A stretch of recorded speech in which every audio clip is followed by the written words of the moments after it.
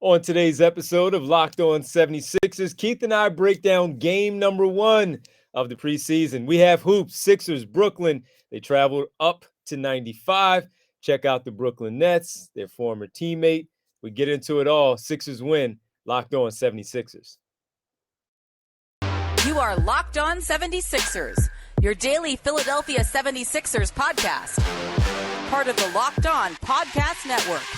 Your team every day.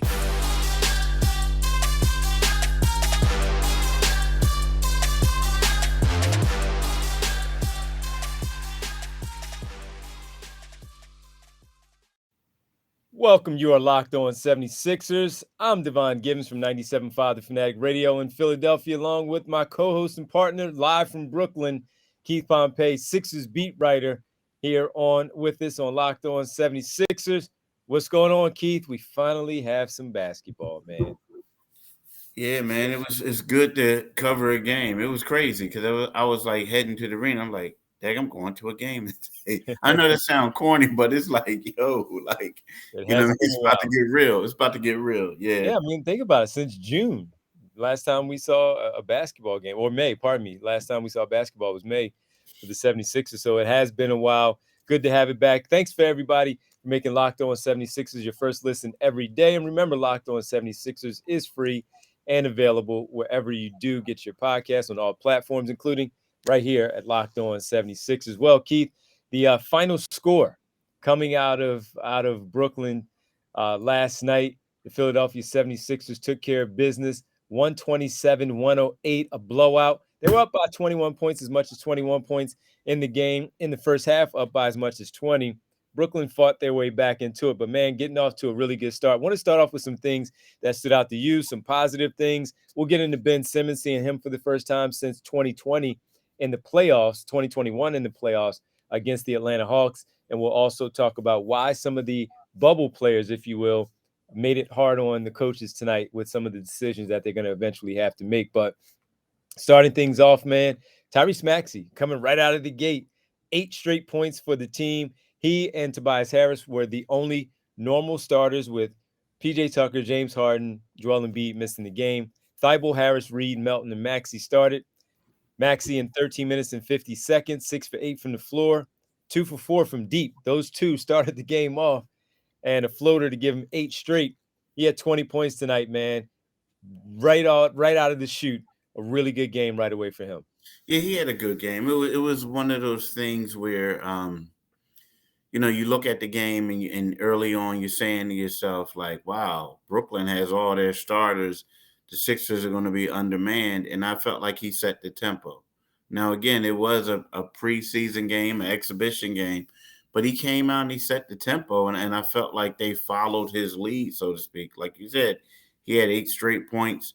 I mean, it was, he was like schooling dudes out there.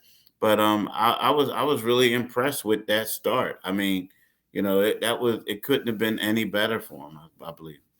Yeah, and the other thing, before we get to a few other players that we saw that stood out, Melton, I just wanted to jump in there as he started and played. While offensively he didn't have it tonight, 2 for 10, 1 for 7 from 3, and the 17 plus minutes of action.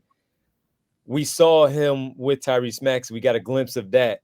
And that's something that we previewed and talked about when the trade went down back in June on draft night, of how he's going to fit with either Maxi or Harden. And we saw that tonight, being able to play with both of those players on the floor, and defensively, like we discussed, his impact that he will have, Keith, having him out there on the floor and the small sample size that we had here. I like what I saw with those two on the floor together in the backcourt. Yeah, I do. I mean, it was really good. Now, the one thing is defensively, he had 3 steals, he had 1 turnover. 3 steals and 1 block shot. The only, if I had a problem with it though, I mean, he's going to have to be a little bit, better offensively and have more control of the ball, because what he did is he had 3 turnovers, which were, the most of the starters. The only other player to have 3 turnovers on the Sixers was Trevelin Queen, and he shot 1 for 7 for 3. And we look at him and we talk about him being a 3 and D, but again, it's one of those things that you could build off of and move forward. Get it one game out of your head, so to speak, and then push forward. But I'm with you. I like the defense.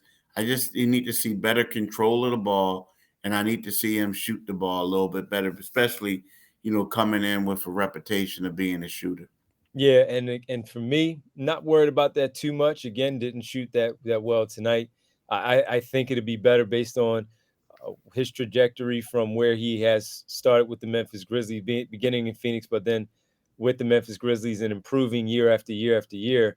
I expect that to continue with this basketball team as they try to make that trek to the NBA Finals. So I like that from him. Who else stood out to you, man, from this game? Some good things to take away from this group tonight in their 127-108 win. The one guy who really stood out to me is a guy who I don't think will make the team. It's crazy. I mean, there actually has been three guys who stood out to me. But when we talk about the one guy who I don't think that's going to make the team, I'm talking about Charles Bassey, right? I mean, Charles Bassey was a guy who came in, and again, he didn't play early on, but he came in and he had he had 4 points. He had 9 rebounds, a team high 9 rebounds, 1 steal, 1 block in 14 minutes. So that was really impressive to me.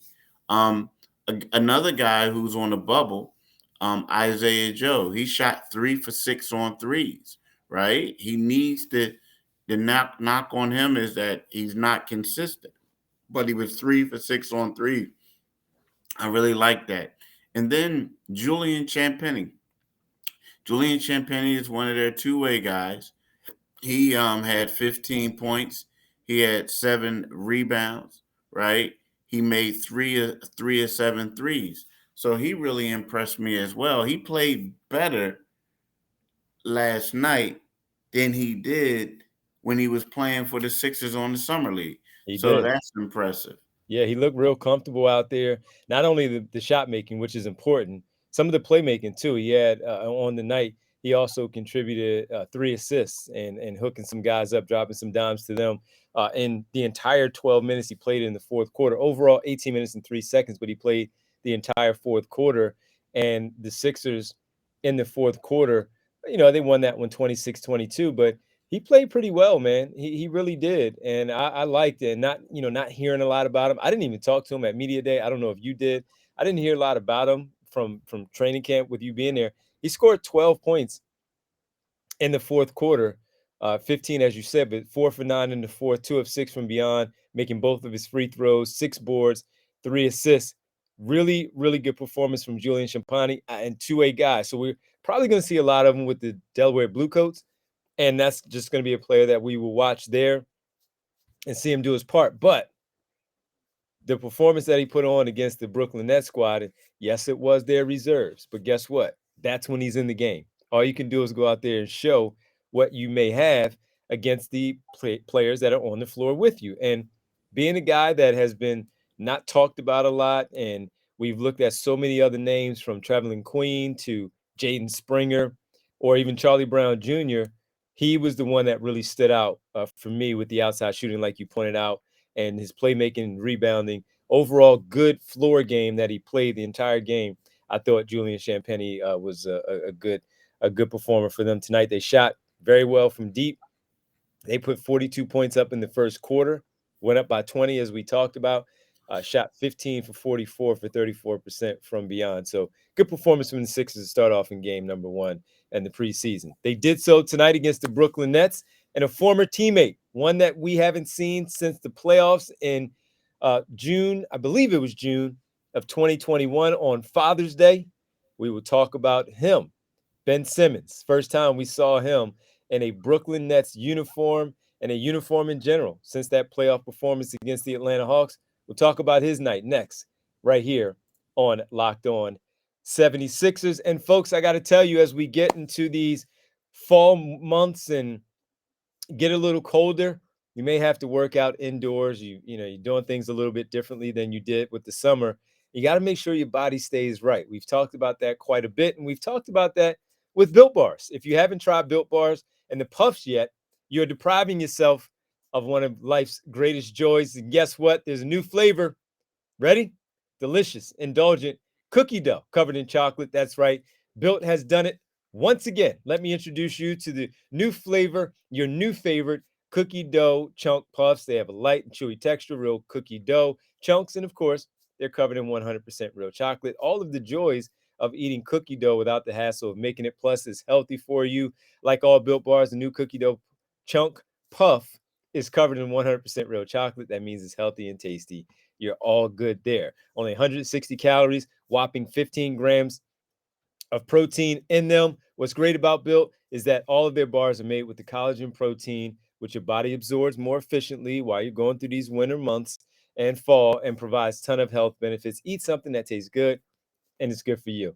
You are going to love the new cookie dough chunk puff, whether you need it for a snack, for your workout, you're traveling like Keith and myself sometimes, late night treat, or just need a quick bite, something to grab. Built is perfect. It's a Built Bar. It's perfect for you. Grab yourself a Built Bar. Go to built.com. Use promo code LOCKEDON15 and get 15% off your order using promo code LOCK15. Do it today, people. Do it today. Definitely do it I today. snuck one in Keith's bag before he left to travel. So make sure you do it today, Keith. Get your Built Bar. Thanks again, everybody, for making Locked On 76ers your first listen every day.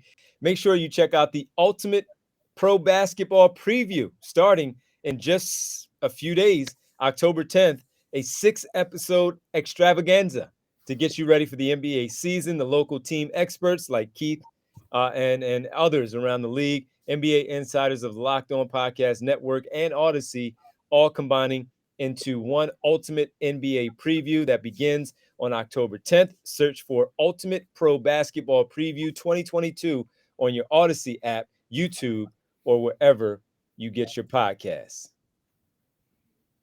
All right, Keith, Ben Simmons, first time we had a chance to check him out in the uniform since the infamous Atlanta series, the infamous Game 7, the play that he will forever be remembered for in the Sixer uniform in the fourth quarter. And tonight he started 19 minutes and 8 seconds in the backcourt with Kyrie Irving. Kevin Durant played, Joe Harris, Nick Claxton. Ben Simmons finished 3 for 6, 6 points, 5 assists, 4 rebounds, doing, Keith, what Ben Simmons does, quite honestly. The one shot that has been circulating around social media, and you knew it was, as soon as he took a jumper, fadeaway jumper, and he hit all backboard from about 14 feet on a fadeaway. He missed his 2 free throws, which was a big problem for him when he was traded. And that, again, is going to be something that many people monitor from Philadelphia's side of what he does with the Brooklyn Nets. Your observation, Keith, of what Ben Simmons did tonight for the Brooklyn Nets in Game 1. I mean, I saw those 2 plays, but I also saw him like in pregame working out and doing some stuff where he was hitting those shots. It's one of those things where if he was playing all year last year and he did some other stuff and you see him do that, you're like, wow. But then we realized this was this guy's first game in 470 days, like his first game. Been a while. I also think he was amped up because it was his first game, and sometimes things happen. Now, And it just so happened that it was against his former club. It just so happens, but at the end of the day, it's one of those things where when we look at Ben Simmons, he has like Kyrie and Kevin on his team, and he has Nick Claxton who can run. All he got to do is get out in transition and give him the ball. Then he has Joe Harris, and then he has son-in-law Steph Curry. So it's like, I don't know, if there was ever a team built for a guy who doesn't want to shoot, this is it right now, just because of how good KD is. So, we look at the videos and you see all this and you see that. And yes, it's easy to make fun of him. It's easy to say this, but I don't know, dude. The dude held out last year and still got a portion of his money. He got traded to a team that really fits his needs. I don't know, man. I think he's winning right about now. That's just me. We'll see, man. Listen, through all of this, like I always said, He couldn't come back. Nah, he can't. After that performance against Atlanta, he couldn't come back. I was a big fan of his, loved his game, despite the lack of shooting. I would always move past that after about 10 games in the regular season, saying, all right, he's not going to shoot. Win how you win and do impact the game how you impact. And he did until he lost my trust after the Atlanta series. It happens. Now he's going to go to Brooklyn, and he's still a heck of a basketball player. He's still an all-star level player who is going to be teamed up with a lot of different types of players that are really going to help his game. And I do think he's going to have a good season once again with the Brooklyn Nets. The shooting part, people want to ignore it. It's part of the story now. I mean, it is what it is. And until he starts to do it a little bit more or does other things to make people forget about it, like make his free throws, it's going to be a topic of discussion. And that's just the nature of the business, and that's how it goes. But in his debut with the Brooklyn Nets, he did a lot of good things, like Ben Simmons does. And he did a few things where you look at Ben Simmons and say, all right, here we go again, with the things that he doesn't do. And it's not more of the shooting part, it's more of picking up the dribble when he's in the spot and looking to pass, which is fine. But as always, when you're a guard or a basketball player in general, don't pick up the ball unless you have a place for it to go. So still doing those type of things. It's only preseason game number 1. We'll see them on November 22nd for game 1 in the regular season against the Sixers back here in Philadelphia. So we'll do that then. Coming up on the other side, why some of the players that could be on the bubble might be making it hard for Doc Rivers and the coaching staff when it comes to trimming down the roster when it gets to that point. We'll talk about that next, right here, Locked On 76ers. You are Locked On 76ers, your daily Philadelphia 76ers podcast. Part of the Locked On Podcast Network. You are locked. Welcome back, Locked On 76ers. That's Keith Pompey. I'm Devon Givens. Sixers played their first preseason game against the Brooklyn Nets, winning 127-108. And Keith, some players that may be on the bubble. We mentioned them earlier, but we wanted to elaborate on their performance a little bit more after the game tonight and talk about how when it's time to cut down some of the roster and get it down to 17, Doc Rivers and the coaching staff are going to have some tough cuts, man, because as we talked about, Julian Champagne played well. Isaiah Joe showed some things. Charles Bassey also. Trevelin Queen a little bit. Charlie Brown some too. So who do you think they are really going to have a tough time? Is it Isaiah Joe? Is it Charles Bassey? What do you think? Unfortunately, I think Charles Bassey is going to have to play with his hair on fire for him to make this team, right? I just do. But when you look at a guy who really impressed me was Isaiah Joe. Now I know he was 3 for 8, which is a little less than 50%, but he was also 3 for 6, which is 3 for 8 isn't a little less than 50, but you get it is a little bit. But then he was 3 for 6, which is 50% on the threes. So the thing is, it's kind of sort of like they need him to be a shooter, right? But they need him to play defense, but they need him to knock down shots. When you have a team, Joel Embiid, and you have James Harden, and you're trying to run that pick and roll, you need some shooters on the floor to help out with the spacing.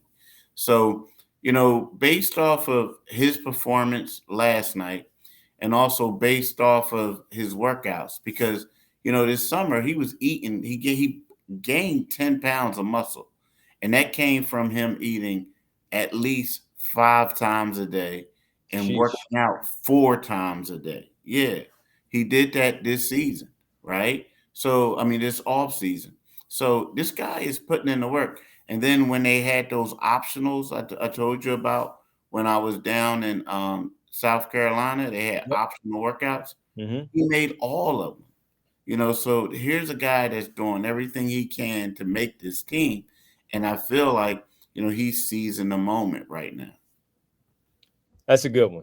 And I was probably going to go there where I was also going to agree with you. 9 points last night, 17 minutes, 4 seconds of play, knocking down the threes, which he's known for. That's what he's going to be. At this point, they're not really asking him to do much with his ball handling.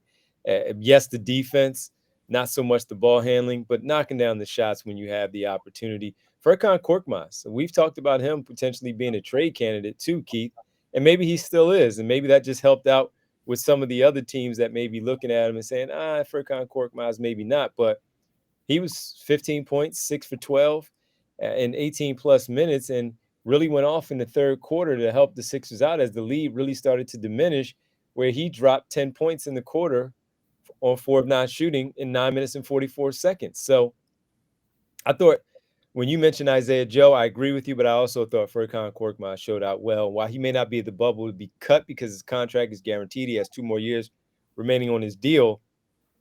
He's a trade candidate because of a pretty decent contract at $10 million over 2, $5 million annually, where it's a pretty easy contract to move if need be to make it work, and depending on what the Sixers are trying to do. So I thought those two really stood out in terms of making it difficult on the coaching staff and having to make a decision by the time we get to them trimming down that roster before the start of the season on the 18th. So the 2 good ones, and of course Julian Champagne showing out in his first performance where everyone got to see what he did. Next up will be the Cleveland Cavaliers, the new look Cleveland Cavaliers, Keith, on Wednesday. We don't know who's going to play, but we know Evan Mobley will not play. He's going to be out for a little bit with a ankle sprain, so he'll be missing that game. We'll see who else plays in it. We'll be back tomorrow to discuss a few more things as the Sixers have the day off, traveling from Brooklyn back to Philadelphia and getting ready for Wednesday's game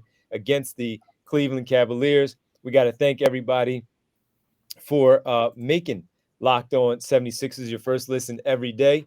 And now make your second listen Locked On Fantasy Basketball, where Josh Lloyd hosts the #1 daily fantasy basketball show on the planet. It's that time, team, where you have to put your squads together, drafting your fantasy groups. It's free and available wherever you get your podcasts. So make sure you check out Josh Lloyd on the Locked On Now Fantasy Basketball. Keith, can you let the folks know, let the good people know where they can find us? You know what? The thing is, you can find this podcast wherever you get your podcasts at, and you can also follow us on YouTube. Now, if you go to YouTube, once you get there, what I would like for you to do is, once you get on there, click on that Liberty Bell, and you'll become, one of our nice latest subscribers, one of our nice. That's right. Get in there. Subscribe. Yeah, subscribe. Do the daggone thing. Let's say do the dang thing, right? But then also you can follow my man D. He, on the Divine Giving Show tomorrow or tonight is going to be from 10 p.m. to midnight, right? You can After also the Flyers. after Yes. the Flyers. You can also follow my man at Divine G975, and you can follow me at Pompey on Sixers, and you can read my stuff in the Philadelphia Inquirer. That's inquirer.com. I'll make sure I read it. I always do. Always great stuff. And I know, Keith, I appreciate your support listening to the show when you have an opportunity, because it is late at night. Yeah. And I appreciate everybody out there checking out us. We'll be back tomorrow once again as we kind of talk about, a few more things with this basketball team. It is the preseason, so we have some more things that we want to throw at, some wide range of questions for everybody as we get ready for the start of the NBA season. Keith, have a great rest of your day, man. We really appreciate it. Everybody out there, be safe. We'll talk to you tomorrow right here, Locked On 76ers. Peace, man. Peace.